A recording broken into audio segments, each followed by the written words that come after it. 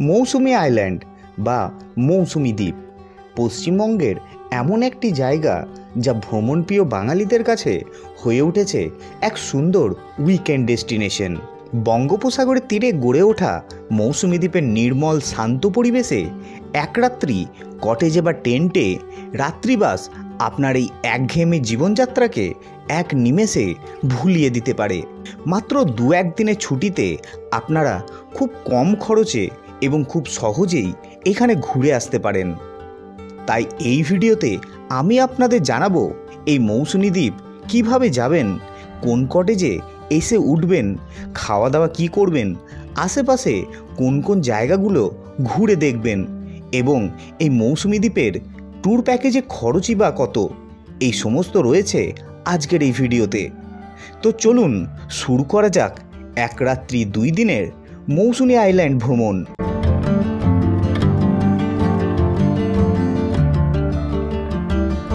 প্রথমেই জেনে নেওয়া যাক এই মৌসুমী দ্বীপ আপনারা কিভাবে আসবেন।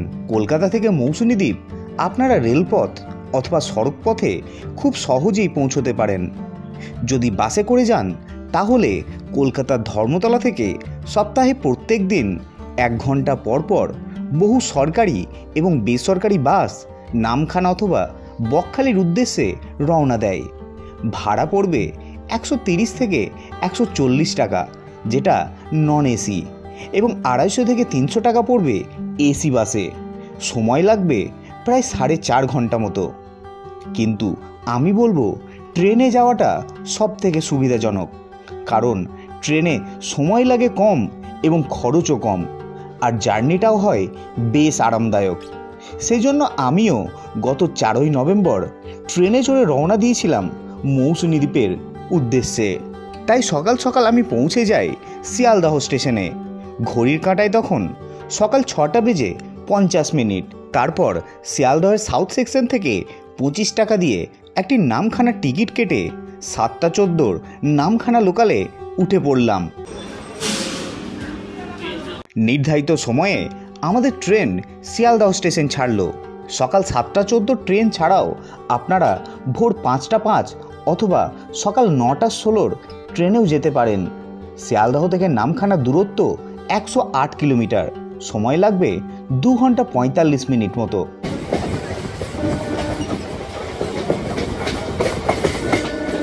এরপর শহরের কোলাহলকে পিছনে ফেলে সবুজ ধান ক্ষেতের মধ্যে দিয়ে এগিয়ে চলল আমাদের ট্রেন, এবং তার সাথে লোকাল ট্রেনের সেই নস্টালজিক পরিবেশ সত্যিই দুর্দান্ত।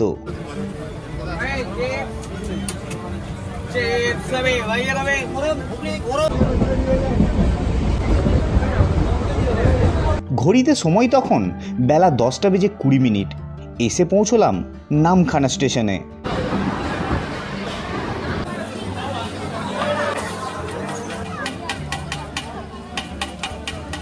এই নামখানা স্টেশন চত্বরে আপনারা অনেক অটো টোটো পেয়ে যাবেন, কিন্তু সেগুলোকে একটু ইগনোর করে এগিয়ে চলে আসুন মেন রোডে, অর্থাৎ নামখানা বাস স্ট্যান্ডে।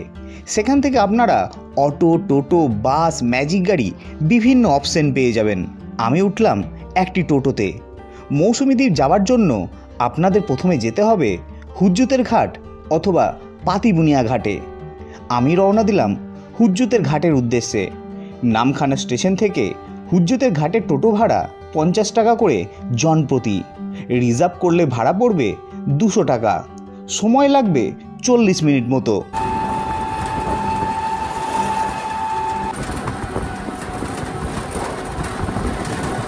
মিনিট 40 পর আমি এসে পৌঁছলাম ফেরিঘাটে। আপনারা যদি পার্সোনাল গাড়ি নিয়ে আসেন তাহলে এই হুজ্জুতের ঘাটে পার্কিং করে রাখতে পারেন। তারপর চলে আসি ফেরিঘাটে।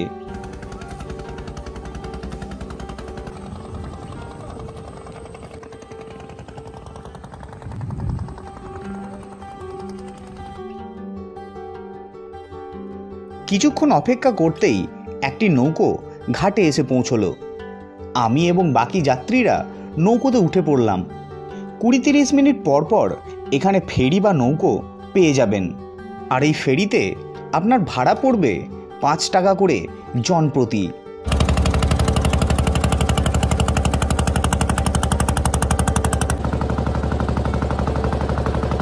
এখন যে নদীটি আমরা পার করছি সেটি হলো ছেনাই নদী। তারপর নদী পার করে সেখান থেকে জনপ্রতি ৩৫ টাকা ভাড়া দিয়ে একটি টোটোতে করে আমরা পৌঁছে গেলাম আমাদের গন্তব্যে। সময় এখন ঘড়িতে 12টা বেজে 15 মিনিট। শিয়ালদহ থেকে প্রায় 5 ঘন্টার একটা লং জার্নি করে ফাইনালি এসে পৌঁছলাম মৌসুমী আইল্যান্ডে। আর মৌসুমী আইল্যান্ডে এবার এসে আমি যে রিসর্টে থাকছি সেটা হচ্ছে হানি ডিউ রিসর্ট। চলুন রিসর্টটা আমরা ঘুরে দেখাবো আপনাদের, এবং এখানকার রিসর্টে কীরকম কী ফেসিলিটি আছে, খাওয়া দাওয়া কেমন কেমন, এখানকার রুমগুলো, সমস্ত কিছু তথ্য আপনাদের দেবো। আপাতত ভিডিওটি দেখতে থাকুন। চলুন এখন রিসর্টের ভিতরে যাওয়া যাক। বাহ, সুন্দর। এই রিসর্টটা কিন্তু নতুন তৈরি হয়েছে মৌসুমী আইল্যান্ডে, একদম ব্র্যান্ড নিউ একটা রিসর্ট, খুবই সুন্দর। ছোট্ট ছোট্ট কটেজ, এখানে পরপর কিন্তু কটেজগুলো আছে, খুবই সুন্দর, একদম ব্র্যান্ড নিউ। দেখুন খুব সুন্দর কিন্তু। চলুন ওই সামনে সমুদ্রটা আগে দেখি। এই দেখুন এখানে কিন্তু এগুলো টেন্ট আছে, দেখুন পরপর এগুলো টেন্ট আছে, টেন্টেরও এখানে ব্যবস্থা আছে। বাহ, সুন্দর কিন্তু, দারুণ বানিয়েছে, নতুন রিসর্ট একদম। প্রথম দর্শনেই আমার এই রিসর্টটি বেশ ভালো লাগলো। সমুদ্রের ধারে মাচাতে ছোট্ট ছোট্ট টেন্ট, ঝাউ গাছ, শান্ত পরিবেশ, আর তার সাথে অনেকগুলো ডিলাক্স কটেজ। সত্যি দুর্দান্ত এই রিসর্টটি। তারপর রিসর্টে পৌঁছতে না পৌঁছতেই আমাদের দেওয়া হলো ওয়েলকাম ড্রিঙ্কস, যেটি ছিল একটি বড় সাইজের ডাব। দারুণ রিফ্রেশ, এত সুন্দর ওয়েলকাম ড্রিঙ্কস, আর এই যে এত ঘন্টা জার্নি করলাম, পুরো যে এনার্জিটা লস হয়েছিল না, এটাতে সেই এনার্জিটা আবার ফিরে পেয়ে গেলাম। দারুণ। ওয়েলকাম ড্রিঙ্কস সেরে আমরা চলে যাই আমাদের রুমে, যেটি ছিল একটি এসি ডিলাক্স কটেজ। রুমটি ছিল সত্যিই দুর্দান্ত। ছিল ডাবল বেড, বেডের মধ্যে ছিল টাওয়াল, ডেন্টাল কিট এবং স্নান করার জন্য সাবান ও শ্যাম্পু। আর ছিল একটি বড় সাইজের ওয়ার্ড্রপ এবং তার সাথে একটি বড় আয়না। আর ছিল একটি অ্যাটাচ বাথরুম। বাথরুমটিও ছিল বেশ পরিষ্কার। হানিডিউ বিচ ক্যাম্প রিসর্ট মৌসুমী আইল্যান্ডে আমরা এখন আছি। চলুন রুম তো আপনাদের দেখালাম, এবার একটু ফ্রেশ হয়ে নিই, তারপর আমরা লাঞ্চ করব। ফ্রেশ হতেই ডাক এলো লাঞ্চের। তো সময় এখন দুপুর 2টো, বসে গেছি লাঞ্চ করতে। ঠিক আছে, লাঞ্চে দেখুন ভরপুর আয়োজন, দেখে মনে হচ্ছে না একদম জামাই আদর। ঠিক আছে, কি কি আছে মেনুতে আমি বলে দিই একবার। দেখুন সুন্দর রাইস, চালটা কিন্তু বেশ ভালো। পটল ভাজা আছে, এদিকে মুগের ডাল আছে মাছের মাথা দিয়ে, বাঁধাকপির তরকারি মাছের মাথা দিয়ে, খুবই সুন্দর।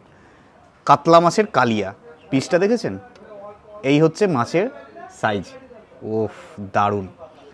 চিংড়ি মাছের মালাইকারি, এই হচ্ছে চিংড়ি মাছের সাইজ, দেখুন খুবই সুন্দর। 2 পিস আছে, এই একটা। আর আছে টমেটোর চাটনি, এদিকে আছে পাঁপড়, আর এদিকে আছে ডেজার্ট। ডেজার্টে আজকে আইসক্রিম দেওয়া হয়েছে। এটা মোটামুটি চেঞ্জ করেই থাকে, কোনোদিন রসগোল্লা থাকে, সন্দেশ থাকে, চেঞ্জ করে থাকে। তো চলুন, খিদে বেশ ভালোই লেগেছে। ঠিক আছে, খাওয়া সেরকম হয়নি, শুরু করে দেওয়া যাক। প্রথমে ডাল, আর হ্যাঁ গ্রিন স্যালাড, পুরো প্লেট ভর্তি করে গ্রিন স্যালাড, এটা আমার সব থেকে প্রিয়, খুবই সুন্দর। চলুন একটু লেবু,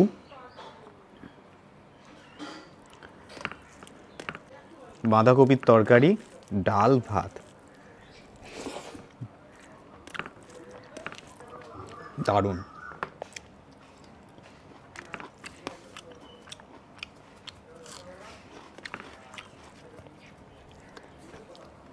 দারুণ খাওয়া দাওয়া। বাঁধাকপির তরকারিটা খুবই সুন্দর। তো এই হানিডিউ বিচ ক্যাম্প যে রিসর্ট, খাওয়া দাওয়া তো বেশ ভালোই, অনেক মেনু। তার সাথে এই যে রিসর্টটা নতুন তৈরি হয়েছে, এক কথায় বলতে গেলে অসাধারণ, দারুণ ক্যাম্প। মানে মৌসুমী আইল্যান্ডে এই প্রথমবার এরকম ডিলাক্স ক্যাটাগরির একটা রিসর্ট তৈরি হয়েছে, যেটা আমি প্রথম এলাম। বেশ ভালো লাগছে, এখানকার পরিবেশ, এখানকার স্টাফেদের ব্যবহার, খাওয়া দাওয়া খুবই সুন্দর। কাতলা মাছের কালিয়া,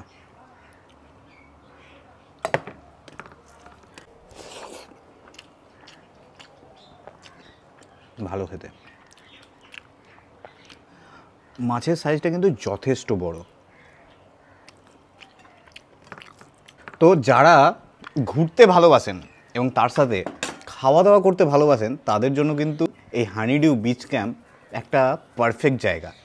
উইকেন্ডে বা ছুটির দিনে একটু এসে ঘুরে যাবেন। খুব অল্প সময়ে 1 রাত্রি 2 দিনের একটা সুন্দর প্যাকেজ এই মৌসুমী আইল্যান্ডে। প্রিয় মানুষকে নিয়ে একটা সুন্দর সময় কাটানোর একটা পারফেক্ট ডেস্টিনেশন হচ্ছে এই মৌসুমী আইল্যান্ড, যেটা আমাদের কলকাতা থেকে কিন্তু খুবই কাছে। আর বলে দিই, মৌসুমী আইল্যান্ডের প্যাকেজটা কিন্তু অ্যাকচুয়ালি শুরু হয় প্রথম দিন লাঞ্চ থেকে, ঠিক আছে? যেদিন আপনি চেকিং করবেন সেদিন লাঞ্চ থেকে আপনার প্যাকেজ শুরু হবে এবং তারপরের দিন ব্রেকফাস্ট করে কিন্তু আপনার প্যাকেজ শেষ হবে। এবার তার মধ্যে কিন্তু অনেক রকম অ্যাক্টিভিটিস আছে, খাওয়া দাওয়া, নাচ গান, ঘোরা, সাইট সিন, ঠিক আছে? অনেক কিছু ব্যাপার আছে যেগুলো আমি ধীরে ধীরে দেখাবো আপনাদের। চিংড়ি মাছের মালাইকারি, চিংড়ি আমার খুবই প্রিয়। চিংড়ি, কাঁকড়া দারুণ লাগে।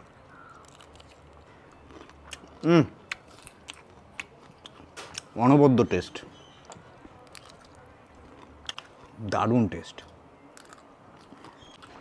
তো চলুন খাওয়া দাওয়াটা শেষ করি। এত সুন্দর খাবার না, ভিডিওটা বন্ধ করি, তারপর এটা জমিয়ে খাই, তারপর আবার দেখা হবে। কারণ ভিডিও করতে করতে খাবারের ঠিক আনন্দটা পাচ্ছি না।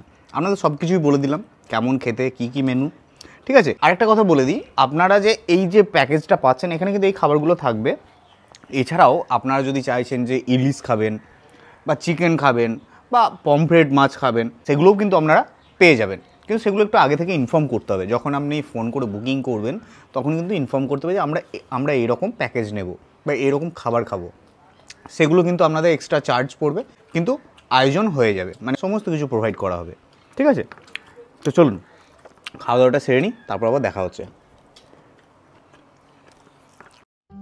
লাঞ্চ সেরে রুমে না গিয়ে বাইরেই দোলনাতে শরীরটাকে একটু জিরিয়ে নিলাম।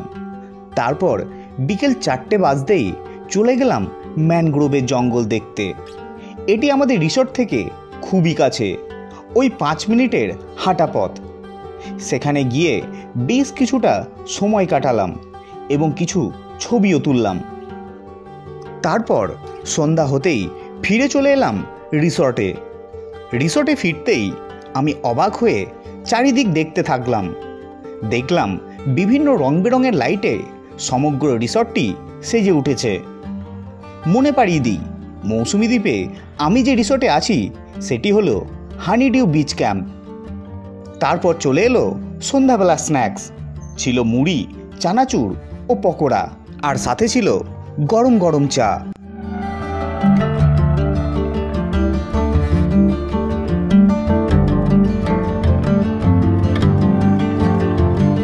আর বলে রাখি, আপনারা কিন্তু এখানে সন্ধ্যায় বিভিন্ন রকম মুখরোচক ফাস্টফুড পেয়ে যাবেন, যেগুলি আপনারা প্যাকেজের বাইরে আলাদাভাবে অর্ডার দিয়ে খেতে পারেন। আমি অর্ডার দিয়েছিলাম একটি এগ চাউমিন ও একটি মশলা কোল্ড ড্রিঙ্কসের। চাউমিনটি ছিল বেশ সুস্বাদু। এছাড়া আপনারা এখানে বর্নফায়ার বা বারবিকিউর মজাও নিতে পারেন।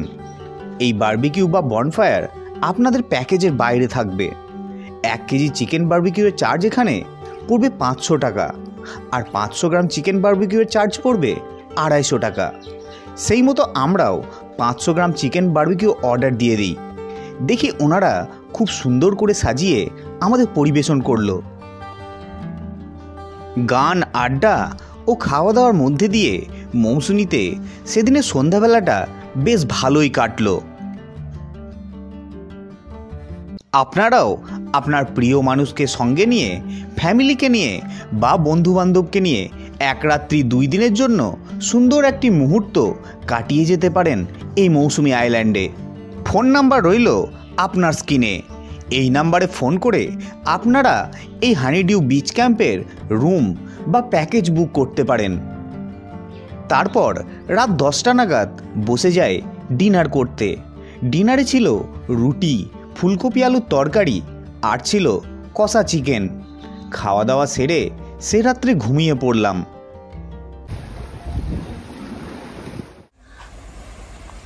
পরের দিন সকাল, ঘুম যখন ভাঙল দেখি ঘড়ির কাঁটায় তখন সকাল 8টা। দেওয়া হলো বেড টি। চা খেয়ে গিয়ে বসলাম সমুদ্রের ধারে। সমুদ্রের শান্ত শীতল হাওয়া আপনাকে মুগ্ধ করবে, মুছে দেবে সমস্ত মনের গ্লানি।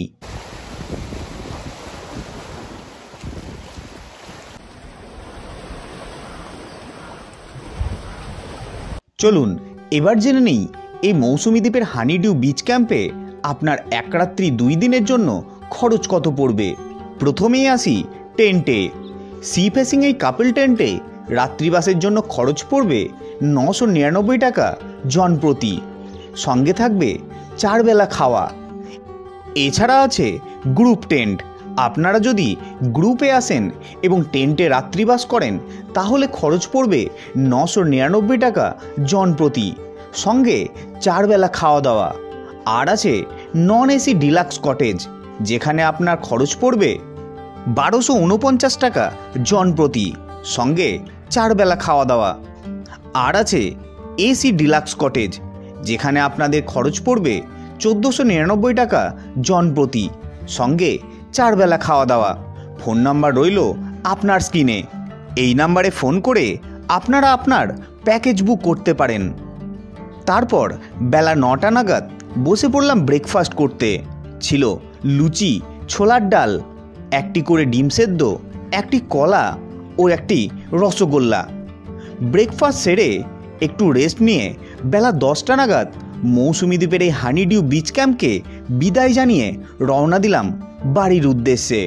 35 টাকা টোটো ভাড়া দিয়ে পৌঁছে গেলাম বাগডাঙ্গা ঘাটে এবং ফেরি পার করে পৌঁছলাম পাতিবুনিয়া ঘাটে। সেখান থেকে 30 টাকার বিনিময়ে একটি ম্যাজিক গাড়ি করে ফিরে এলাম নামখানা রেল স্টেশনে। সময় এখন ঘড়িতে 12:20 এসে পৌঁছলাম নামখানা স্টেশনে। মানে সেই গতকাল যেখান থেকে আমরা ট্যুর শুরু করেছিলাম নামখানা থেকে, সেই নামখানাতে। এই ছিল একটা ছোট্ট ট্রিপ মৌসুমী আইল্যান্ড। খুবই প্রিয়, একটা জনপ্রিয় জায়গা ওয়েস্ট বেঙ্গলের। কেমন লাগলো কমেন্ট করে অবশ্যই জানাবেন। ভালো লাগলে লাইক করে দেবেন, শেয়ার করে দেবেন সবার সাথে। ফিরবো খুব তাড়াতাড়ি নতুন ভিডিও নিয়ে। আজকের মতো টাটা। এখান থেকে আমাদের ট্রেন আছে এখন 12:28। অলরেডি ট্রেন ঢুকে গেছে, দেখতে পাচ্ছেন।